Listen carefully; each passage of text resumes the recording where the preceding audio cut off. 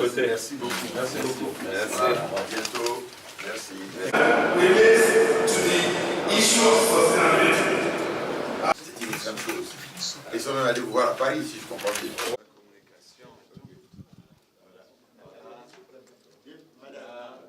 Beaucoup. Je suis l'administrateur du groupe Afrique au Fonds monétaire international et représentant la Côte d'Ivoire au conseil d'administration.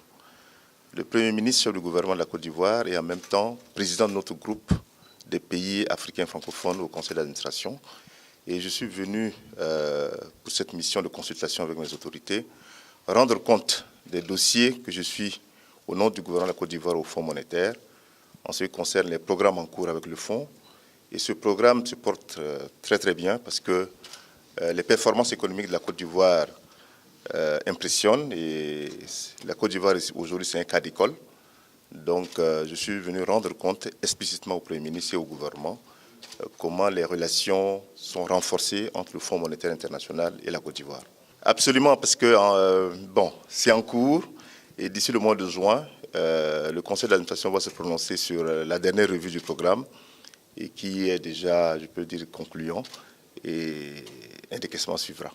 Non, c'est un programme macroéconomique, donc de soutien au programme en cours, le programme économique et financier de la Côte d'Ivoire. C'est un programme de la Côte d'Ivoire, mais soutenu par le Fonds monétaire international.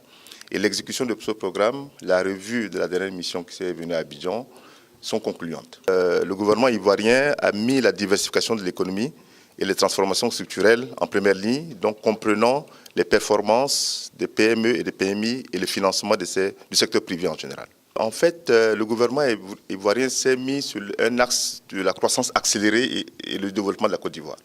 C'est dans ce sens que la réduction de la pauvreté et l'accélération de la croissance sont placées en bonne place.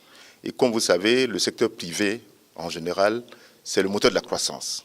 Donc aujourd'hui, vous voyez, j'ai été impressionné en regardant Abidjan, dont la transformation était très, très rapide. Et nous, on a commencé avec le Premier ministre et son cabinet à travailler sur ce qu'on appelait la revue multidimensionnelle de la Côte d'Ivoire. Ça sert pour identifier quelles sont les opportunités du développement et les goulots d'étranglement. Mais en travaillant ensemble, on a découvert qu'effectivement, on pouvait aller plus en profondeur dans certains domaines et en plus communiquer l'expérience de la Côte d'Ivoire à d'autres pays en développement intéressés, pays asiatiques comme le Vietnam, la Thaïlande, pays de l'Amérique latine comme ça peut être le Pérou, le Chili et tout ça. Et donc notre partenariat, il grandit dans le temps, au fur et à mesure, parce qu'on a trouvé des interlocuteurs très déterminés à vouloir analyser et mettre à l'œuvre des nouvelles politiques, des réformes qui servent à améliorer la qualité de la vie. On est ravis de ça.